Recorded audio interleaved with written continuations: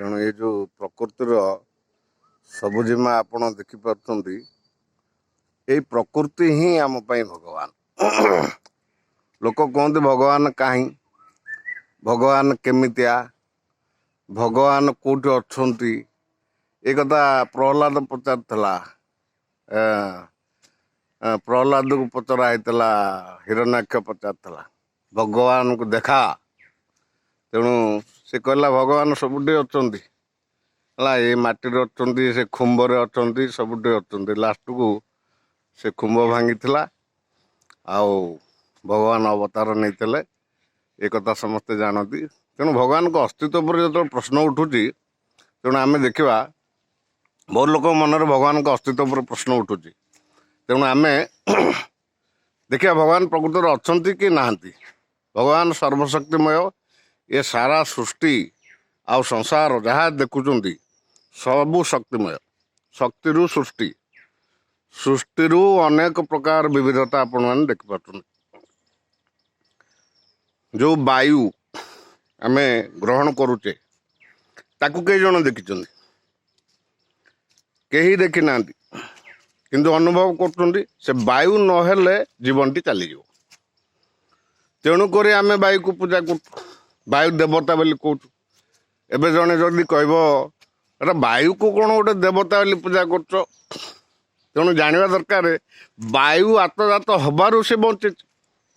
ତେଣୁ ଯିଏ ଜୀବନ ଆମକୁ ଦେଇଛି ଆମେ ତାକୁ ଦେବତା ବୋଲି ପୂଜା କଲୁ, ତା ଦେହରେ କ୍ଷତି କ'ଣ ରହିଲା ଭାଇ? ତେଣୁ ରହିଛି ମାନସିକତା, ମାନସିକତା ଭାବନା ଏବଂ ସନାତନ ଧର୍ମର ଭାବନାକୁ ଗ୍ରହଣ ନ କରିପାରିବାର ମାନସିକତା, ଏସବୁ ରହିଛି। ତେଣୁ ବାୟୁ ଦେବତା ହିସାବରେ କାହିଁ ପୂଜା ପାଆନ୍ତି, ଏ ବିଷୟରେ ଆପଣମାନେ ବିଜ୍ଞାନରେ ପଢ଼ିଥିବେ। ଏ ଯେଉଁ ବୃକ୍ଷ ଦେଖୁଛନ୍ତି ସବୁଜିମା, ଏମାନେ ଆମକୁ ଅମ୍ଳଜାନ ଯୋଗାନ୍ତି। ତେଣୁ ଅମ୍ଳଜାନ ଯୋଗାଉଥିବାରେ ଆମେ ବଞ୍ଚୁଛୁ। ସେଇଥିପାଇଁ ସନାତନ ଧର୍ମରେ ବୃକ୍ଷକୁ ପୂଜା କରାଯାଏ। ଯଦି 2 ମିନିଟ୍ ଅମ୍ଳଜାନ ବନ୍ଦ ହେଇଯିବ, ତାହେଲେ ଏ ସାରା ଜୀବଜଗତ ସଫା ହେଇଯିବ, ଅସ୍ତିତ୍ୱ ରହିବ ନାହିଁ। ତେଣୁ ଆପଣମାନେ ଚିନ୍ତା କରନ୍ତୁ, ବୃକ୍ଷ ପୂଜା କରିବା ଉଚିତ କି ନୁହେଁ। ବୈଜ୍ଞାନିକ ଉପାୟରେ ଆମେ କହିବା, ବିଜ୍ଞାନ ସମ୍ମତ ଉପାୟରେ କହିବା, ଆଉ ତା ସାଥିରେ ଆମେ ଆଧ୍ୟାତ୍ମିକ ବିଜ୍ଞାନକୁ ଯୋଡ଼ିବା। କେତେ ଦୂର ସମ୍ମତ? ବହୁତ ଜ୍ଞାନୀ ଗୁଣୀମାନେ ଅଛନ୍ତି, ଆକୁ ଆଲୋଚନା ପରିସର ଭିତରକୁ ନିଅନ୍ତୁ ଏବଂ ପ୍ରକୃତ ସତ୍ୟତା କ'ଣ ତାକୁ ଉପଲବ୍ଧି କରନ୍ତୁ। ତେଣୁ ଆମେ ଛତୁବାଦୀ ଚିନ୍ତାଧାରାରେ ବଞ୍ଚିବା ଅପେକ୍ଷା ବୈଜ୍ଞାନିକ ଚିନ୍ତାଧାରା ଆଉ ସମ୍ମାନ ଏବଂ ଆଧ୍ୟାତ୍ମିକ ଚିନ୍ତାଧାରାର ସମ୍ମାନ, ଏସବୁକୁ ବିଶ୍ଳେଷଣ କରିବା। ତାପରେ ଆମେ ପ୍ରକୃତ ସତ୍ୟକୁ ଉପଲବ୍ଧି କରିପାରିବା। ଆମେ ଯେଉଁ ସୂର୍ଯ୍ୟ ଆଲୋକ ଦେଖୁଛେ, ସୂର୍ଯ୍ୟ ଆଲୋକ ଆମ ଶରୀର ଉପରେ ପଡ଼ୁଛି, ବୃକ୍ଷଲତା ଉପରେ ପଡ଼ୁଛି। ବିଜ୍ଞାନରେ ପଢ଼ାଯାଇଛି ଏଇ ବୃକ୍ଷଲତା ଫଟୋସିନ୍ଥେସିସ୍ କରନ୍ତି, ଖାଦ୍ୟ ପ୍ରସ୍ତୁତ କରନ୍ତି। ଏମାନେ ଖାଦ୍ୟ ଶୃଙ୍ଖଳର ପ୍ରଥମ ସ୍ତର। ତେଣୁ ଯେତେ ଜୀବଜଗତ ବଞ୍ଚିଛନ୍ତି ଏଇ ବୃକ୍ଷଲତାଙ୍କ ଉପରେ ଡାଇରେକ୍ଟଲି ହଉ ବା ଇନଡାଇରେକ୍ଟଲି ହଉ ନିର୍ଭର କରି ବଞ୍ଚିଥାନ୍ତି। ତେଣୁ ଅମ୍ଳଜାନ ପାଇବା ଉଦ୍ଦେଶ୍ୟରେ ହଉ କିମ୍ବା ଖାଦ୍ୟ ପାଇବା ଉଦ୍ଦେଶ୍ୟରେ ହଉ କିମ୍ବା ଛାଇ ପାଇବା ଉଦ୍ଦେଶ୍ୟରେ ହଉ କିମ୍ବା ତା'ର କାଠ ନେଇକି ଘର ତିଆରି କରିବା ଠାରୁ ଆରମ୍ଭ କରି ବିଭିନ୍ନ ପ୍ରକାର ଆମକୁ ବୃକ୍ଷ ସାହାଯ୍ୟ କରିଥାଏ। ସେଗୁଡ଼ା ସବୁ ଛୋଟ କ୍ଲାସ୍ ବହିରେ ମଧ୍ୟ ଆମେ ପଢ଼ି ଆସିଛେ। ବହୁତ ପଢ଼ିକି ଆମେ ମୂର୍ଖ ସାଜୁଛେ। ତେଣୁ ଆମେ ପ୍ରଶ୍ନ କରୁଛେ ତା କାହିଁ ପୂଜିବା, ସେ କାହିଁ ପୂଜା ପାଇବ ହେଲା। ଆମେ ଆମ ବାପାଙ୍କୁ ଦିନେ ବି ମୁଣ୍ଡିଆ ମାରି ନଥିବା ହେଲା, କାହିଁକି ନା ବାପାର ଉପକାର କ'ଣ ଆମେ ଜାଣିନେ। ସେଥିପାଇଁ ଆମ ମନରେ ପ୍ରଶ୍ନ ହୁଏତ ଉଙ୍କି ମାରୁଥାଇପାରେ। ତେଣୁ ଆମେ ଦେଖିବା ଏ ଯେଉଁ ବିଶାଳ ପ୍ରକୃତି ଦେଖୁଛେ, ଏ ବିଶାଳ ପ୍ରକୃତିରେ ପ୍ରକୃତ ମିସ୍ତ୍ରୀ କ'ଣ ଅଛି ଆଉ ତା'ର ବୈଜ୍ଞାନିକ ସମ୍ମତ ଆଧ୍ୟାତ୍ମିକ ସମ୍ମତକୁ ଆମେ କମ୍ପେୟାର କରିବା। ତାପରେ ଆମେ ପ୍ରକୃତ ସତ୍ୟରେ ଯାଇକି ପହଞ୍ଚିବା, ସତ୍ୟତା ଅବଲୋକନ କରିବା।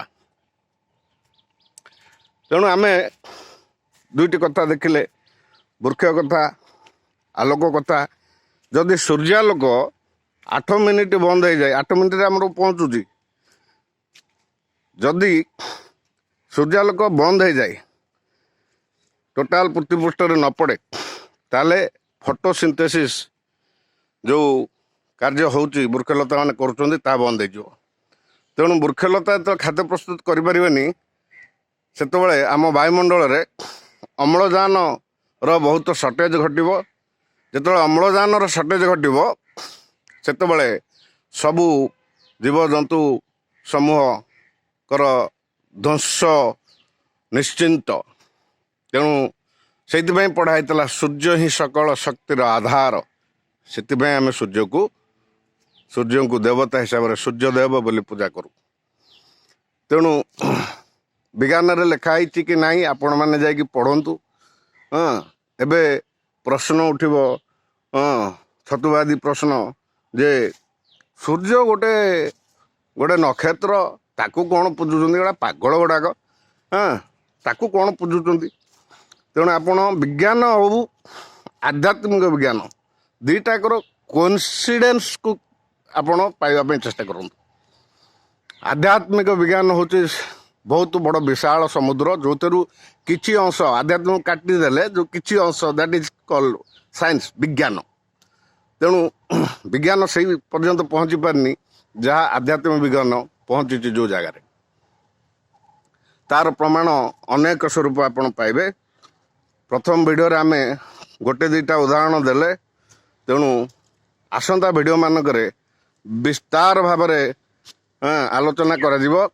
ତେଣୁ କୁହାଯାଏ ଦର୍ଶକ ହେଉଛନ୍ତି ସଚେତକ ଏବଂ ନିର୍ଦ୍ଧାରକ। ସେମାନେ ଚିନ୍ତା କରିବେ ଯେ ପ୍ରକୃତ ସୃଷ୍ଟିର ସତ୍ୟ କ'ଣ। ତେଣୁ ଆମର ପୂଜା ବିଧି ହଉ କିମ୍ବା ପ୍ରକୃତି ପ୍ରେମ ହଉ କିମ୍ବା ଦିଅଁ ଦେବତାଙ୍କ ମନ୍ଦିର, ମଠ କିମ୍ବା ଆଶ୍ରମ ଯେଉଁ ସଂସ୍କୃତି, ସେଗୁଡ଼ା କେତେ ଦୂର ଠିକ୍, ସେତେବେଳେ ଆପଣ ଅନୁଧ୍ୟାନ କରିପାରିବେ। ତେଣୁ ଆମେ କିଛି ଲୋକଙ୍କର ଲାଇଭ୍ ଅନୁଭୂତି ନେବା, ତା ଦେହରୁ କିଛି ଆମେ ସେୟାର କରିବା। ବର୍ତ୍ତମାନ ଆମେ ପହଞ୍ଚିଛେ ଏଠି ଆମର ଯେଉଁ କଳ୍କି ଜଗନ୍ନାଥଙ୍କର କଳ୍କିତ ଆଶ୍ରମ। ଏଇ ଯେଉଁ ବୃକ୍ଷଟି ଦେଖୁଛନ୍ତି ନିଗମ ବୃକ୍ଷ, ଏଠି ପ୍ରଭୁ ଅଚ୍ୟୁତାନନ୍ଦଙ୍କର ମୂର୍ତ୍ତି ଅଛି। ଆଉ ଏକ ବ୍ରହ୍ମ, ସେଇ ପଦ୍ମ ମନ୍ଦିର ମଧ୍ୟରେ ଏକ ବ୍ରହ୍ମ ସ୍ଥାପନ ହେଇଛନ୍ତି।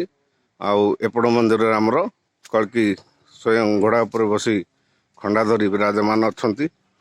ତାଙ୍କୁ ଟିକେ ଆମେ ଦର୍ଶନ କରିବା। ତାପରେ ବହୁତ କିଛି ରହିଛି କଳ୍କିଙ୍କ ବାବଦରେ, ସେଗୁଡ଼ା ତ ସବୁ ବିଭିନ୍ନ ପ୍ରକାର ଭାଇମାନେ ଆମର ଉପସ୍ଥାପନ କରୁଛନ୍ତି ବିଭିନ୍ନ ଭିଡ଼ିଓ ମାଧ୍ୟମରେ, ତାକୁ ଦେଖୁଥିବେ। ତେଣୁ ବର୍ତ୍ତମାନ ଯେଉଁ ସମୟ ଆସୁଛି, ସେ ସମୟଟା ଧର୍ମ ଆଉ ଅଧର୍ମର ଲଢ଼େଇ, ଜ୍ଞାନ ଆଉ ଅଜ୍ଞାନର ଲଢ଼େଇ, ସତ୍ୟତା ଅନୁସନ୍ଧାନ ପାଇଁ ଲଢ଼େଇ। ତେଣୁ ସତ୍ୟତା ନିଶ୍ଚୟ ଉନ୍ମୋଚନ ହେବ।